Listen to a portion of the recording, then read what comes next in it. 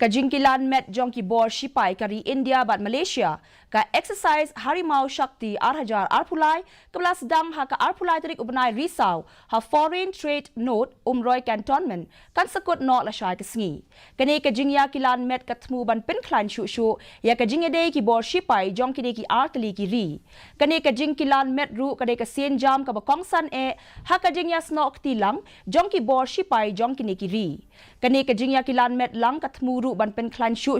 ya ki bor Sipai ban kampen bha shu ru ya ki ru kam tre jam bat ban kin tiu ru ya ka jingede ki bor Sipai jong ki ne ki artli ki ri to be engaging with 27 countries by conducting 39 exercises, that is training exercises, and Umroi Joint Training Node is one of the state-of-the-art institutions which contributes to such training. In 2016, the Indian Army had conceptualized and created an independent and fully integrated JTN at Umroi.